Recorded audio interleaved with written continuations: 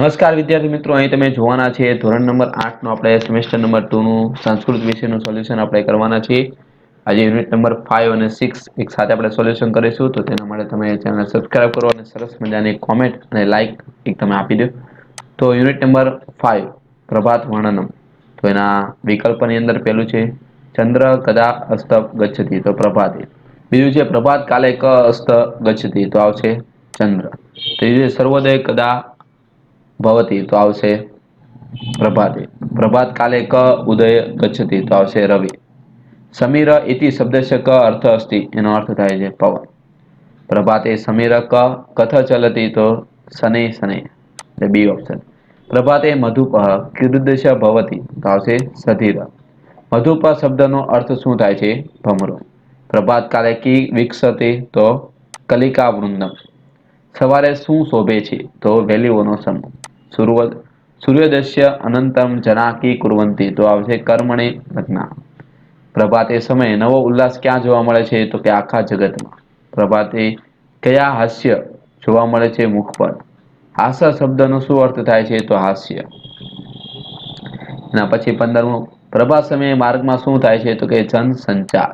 સૂર્યોદય થતા ગાય શું કરે છે? ચરવા જાય છે.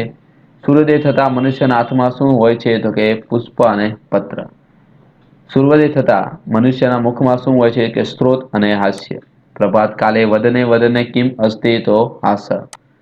બાલકૃવંદમ પ્રભાત કાલે કી કરોતિ, તો આવશે ખેલતી.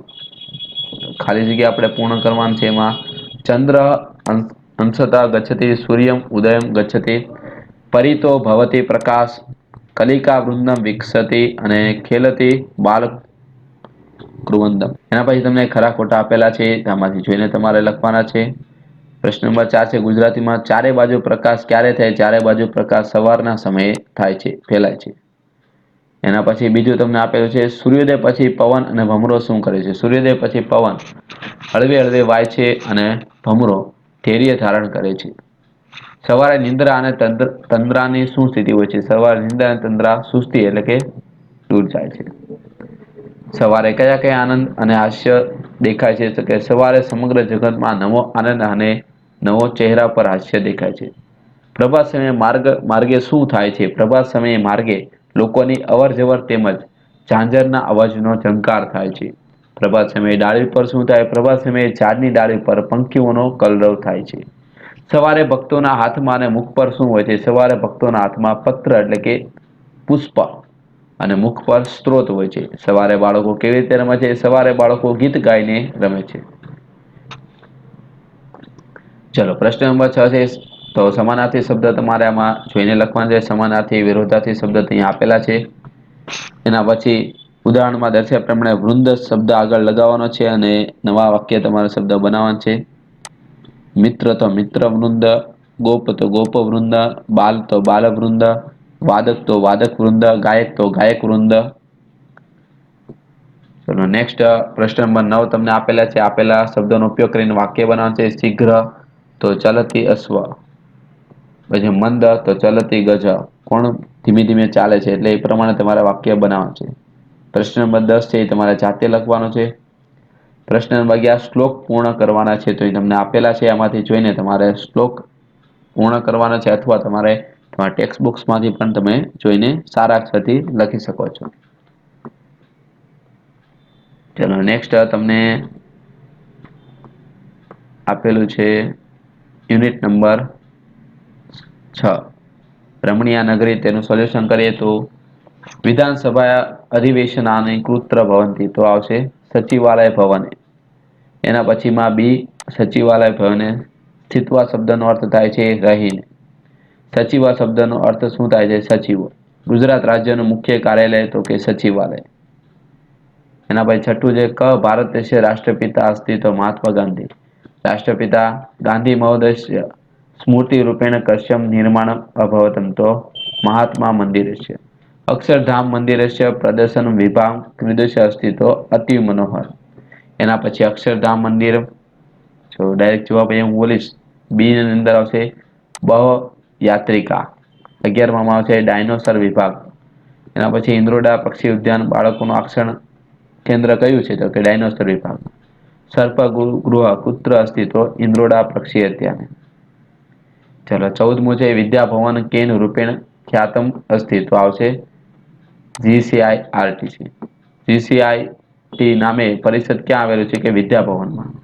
પાદપા ઇતિ શબ્દ છે કે અર્થનો મતલબ થાય છે વૃક્ષો. ગાંધીનગર ક્રિદૃશ્યમ પ્રસિદ્ધમ અસ્તિ તો હરિતનગર રૂપે. ચલો ખાલી જગ્યા તમારે એમાંથી જોઈને પૂર્ણ કરવાની છે. નેક્સ્ટ પ્રશ્ન નંબર 3 તમને આપેલા છે ખરા ખોટા. તો તે પણ તમારે આમાંથી જોઈને લખવાના છે. એના પછીનો પ્રશ્ન આપેલો છે જોડકા જોડવાના.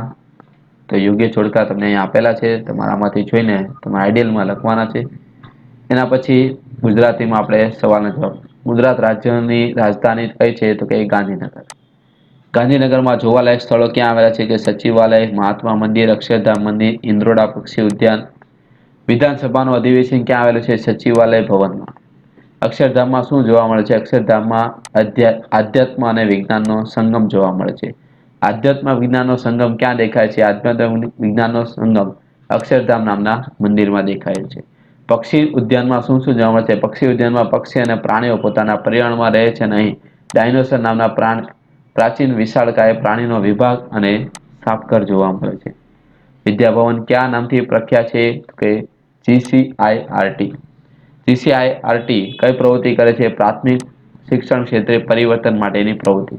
ગાંધીનગરના માર્ગો કેવા છે તો કે ગાંધીનગરના માર્ગો વિશાળ તથા સ્વચ્છ છે.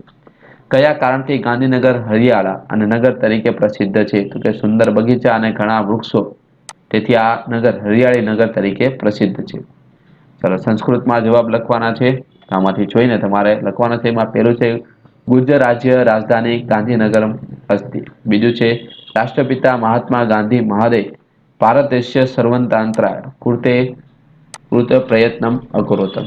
ત્રીજું છે અક્ષરધારમ મંદિરે આધ્યાત્મ વિજ્ઞાયમ સદર્શનમ યતે. એના પછી પક્ષી ઉદ્યાને પ્રાણી ચ એના પછીનું તમને સોલ્યુશન અહીં આપેલું છે આમાંથી જોઈને તમારે લખવાનું છે. નેક્સ્ટ તમને વાક્યનો શબ્દનો ઉપયોગ કરીને વાક્ય બનાવવાના છે કૌંસમાં તમને આપેલા છે. એના પછી ખાલી જગ્યા તમને આપેલી છે.